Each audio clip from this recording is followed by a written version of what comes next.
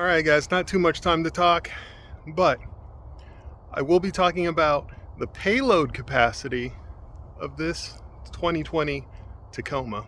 First, let me get these unloaded. Hopefully you guys can hear me. I've tried recording this while driving and it never really turns out that great. So I'm parked, I'm at the farm, and I figure I'd talk about this a little bit.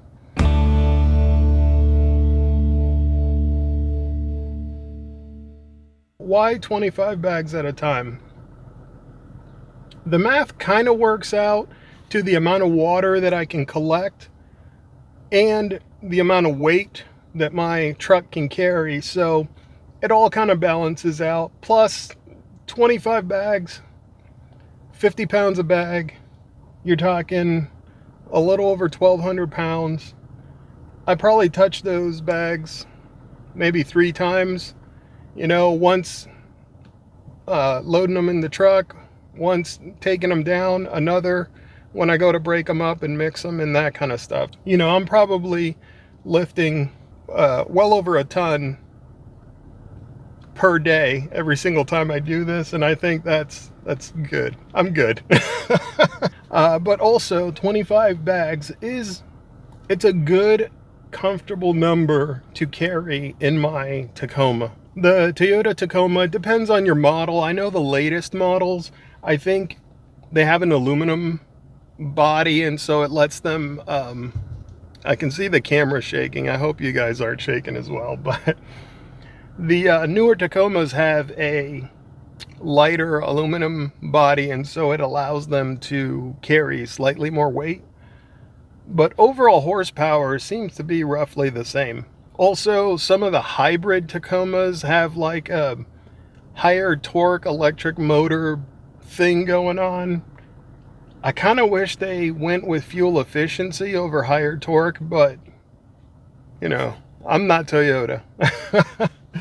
I kind of, I think most people drive these trucks as DIY truck. Anyways, this isn't a review of the Tacoma. In general, the Toyota Tacoma carries about 1,400 pounds, roughly. It depends on your trim and the model and all that kind of stuff. Keep in mind that is 1,440 pounds is the total payload. And so if you start putting somewhere around 1,000 pounds, you really start to feel your butt squatting. So I think what's important is that you try to keep it around really more closer to 1,200 pounds. And the reason for that is because everything that you put into the truck, your tools, your body, if you have passengers, all that kind of stuff, it adds to that same payload. Myself, being in the driver's seat, I'm towards the front of the car, and so it does help counter some of the things that are going in the back. But overall, you really want to keep it below that 1,440. So looking at about 1,200 pounds, that's comfortable. You could probably do a little bit more if you only had a short distance to drive, but personally, I got to take the highway just to get to the farm. I don't really want to blow an axle or bust a spring or something if I hit a pothole or drive over a bridge, at 70 miles an hour. I definitely go on the safe side. That's the reason why I stick with 25 bags. It works with the amount of water I can collect. It works with the amount of weight I really want to shuffle around, and it works with the amount of weight that my truck can carry. And so that's what I'm comfortable with working at, one piece at a time. One thing to consider is that when you are loading that into your truck, to prevent your butt from really squatting and your nose from starting to lift after you put that much weight, I highly recommend you try to keep that weight as close to the front of the bed as possible. So basically, if you have your bed, it kind of cantilevers over the wheel, the axle of your truck.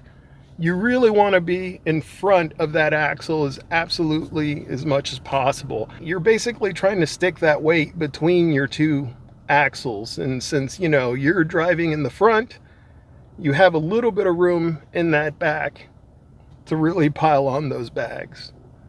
It obviously can kind of a little bit creep over, but you really want to keep as much as possible towards the front. So when I'm loading, I loaded up stacks of 4 bags high. That's what I end up doing. It seems to work really well for me.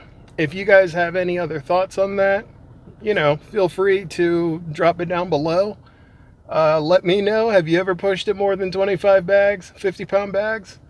If so, or I should say, have you pushed it more than 1,250 pounds? Let me know how that went for you. I'm sure the truck could take it. I'm not looking to burn out my transmission. So anyways, as always, you guys be good. I'll see you on the next one.